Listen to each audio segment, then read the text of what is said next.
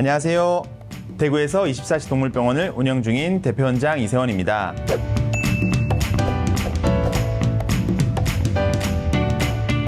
강아지가 집에서 물을 먹다가 갑자기 사례가 들린 듯 캑캑거리거나 놀다가 너무 흥분해서 기침하는 모습을 본 적 있으신가요? 오늘은 이러한 증상의 원인일 수 있는 강아지 기관협착에 대해서 알려드리려고 합니다. 기관협착은 진행성 질환으로 발생하면 돌이킬 수 없기에 조기에 관리하는 것이 중요합니다. 강아지 기관협착의 증상부터 치료와 수술에 이르기까지 숨쉬기 편한 일상을 되찾는 법, 오늘 총정리해 드릴게요. 인터넷에 보면 기관지 협착으로 많이들 알고 계신 질환이 오늘 말씀드릴 기관협착입니다. 강아지가 숨을 쉴 때 공기의 이동 경로를 보면 입이나 코로 들이신 숨이 후두부를 통과해 기관을 지나 기관지로 들어가게 되고 폐로 들어가서 기체 교환이 일어나게 됩니다. 기관협착은 바로 이 기관에서 발생하는 문제를 의미합니다. 일반적으로 숨 쉴 때 기관의 직경 변화는 거의 없습니다. 하지만 기관에 문제가 생기게 되면 내강 직경이 좁아지고 기관막의 무력증과 함께 기관 연골이 납작해지는데요. 이렇게 직경 변화가 생기게 되면서 호흡에 문제가 발생하게 됩니다. 당연히 기침 소리도 달라지는데요. 거위 우는 소리와 같은 기침 소리가 특징입니다. 그렇다면 기관협착은 왜 발생하는 걸까요? 아직 정확히 밝혀진 것은 없고 여러 가지 원인으로 추정하고 있는데요. 품종에 따른 선천적 원인도 있습니다. 기관협착이 주로 발생하는 품종은 주로 6세에서 8세 소형 견종입니다. 가장 대표적인 품종은 요크셔 테리어인데요. 한 연구에서는 기관협착이 있는 개의 무려 86%가 요크셔 테리어였습니다. 2위는 24%인 포메라니안이었습니다. 요크셔 테리어, 포메라니안뿐만 아니라 퍼그, 푸들, 말티즈, 치와와 등에서 기관협착이 흔히 확인되었습니다.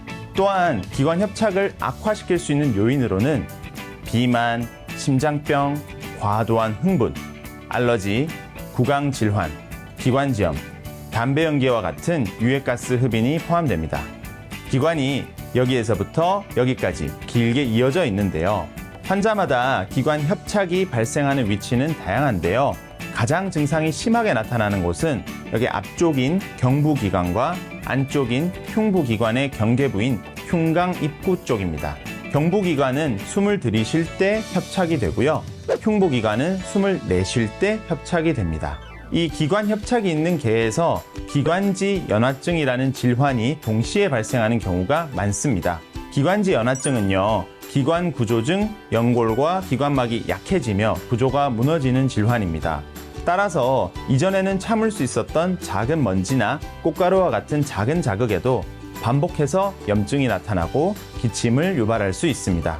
참고로 기관협착을 가진 개들의 83%에서 기관지 협착도 확인되었습니다. 가장 대표적인 것이 바로 거위소리 기침입니다.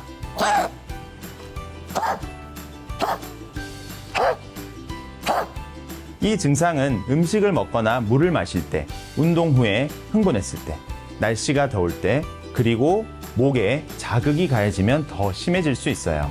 또 기관협착이 있는 강아지들은 산책을 길게 하지 못할 수 있고요. 움직임이 적어질 수 있습니다. 장난치는 것을 좋아하지 않기도 해요. 이를 운동불내성이라고 합니다. 운동하는 것을 힘들어하는 거죠.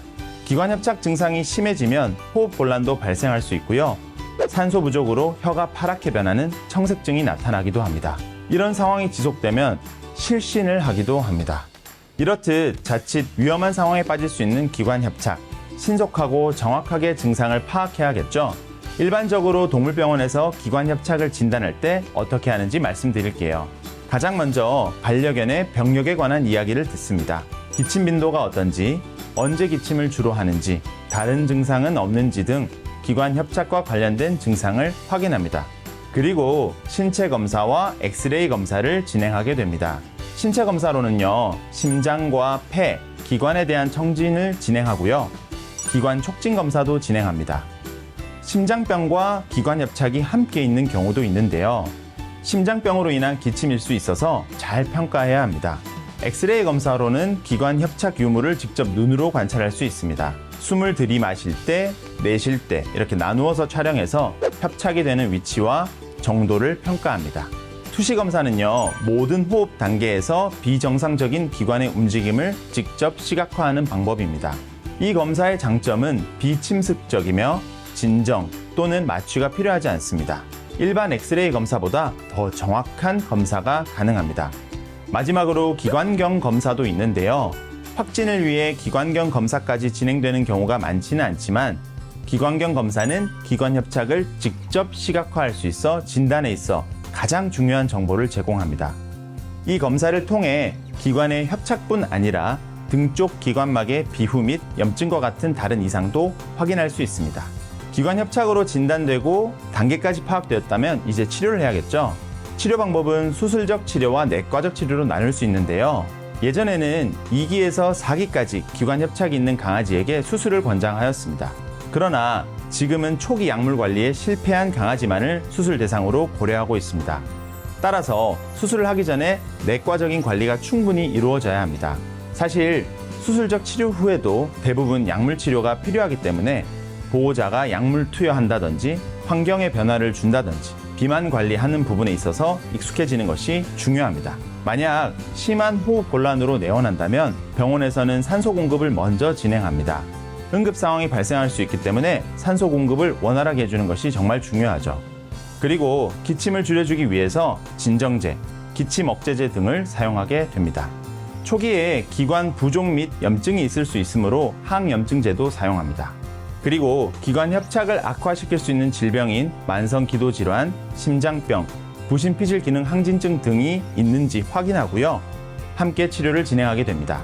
종합해보면 기침 억제제, 기관 확장제, 항염증제 등이 포함된 먹는 약을 처방하고요. 흡인성 제품도 사용하곤 합니다. 이렇게 내과적인 치료를 먼저 진행한 후 치료에 반응이 없거나 단계가 올라가는 경우 수술을 고려하게 됩니다. 그러면 수술 방법에 대해서도 간단히 알아보겠습니다. 조기 수술의 장점으로는 변형이 덜 된 기관 연골과 덜 손상된 조직에서 수술이 가능하고요. 2차적인 심장 및 폐질환에 대한 다른 합병증을 예방할 수 있다는 장점이 있습니다. 그러나 외부적 또는 내부적으로 기관을 지지하는 수술을 할 때 약 10%의 환자에서 생명을 위협하는 합병증이 발생할 가능성이 있습니다. 그러므로 조기 수술 개입보다는 내과적 치료를 먼저 진행하고 단계가 올라가거나 내과적 치료에 반응이 더딜 때 수술을 고려해야 됩니다. 이처럼 기관 협착은 완치되는 질병이 아닌 진행성 질병이기 때문에 조기에 관리하고 예방해 주어야 합니다. 가장 먼저 비만인 반려견이라면 체중 감량을 해야 합니다. 기관 협착에서는 약물보다 더 중요한 게 다이어트입니다. 병원에서 정확한 비만도 평가를 받고 목표 체중을 설정합니다. 보다 빠르고 지속적인 체중 감량을 위해서는 다이어트 사료가 권장됩니다. 강아지가 견딜 수 있는 한도 내에서 규칙적인 운동을 해야 합니다. 산책할 때 목줄은 목에 자극이 가기 때문에 가슴 하네스를 사용하는 것이 좋습니다. 다음으로 환경적 변화도 필요한데요.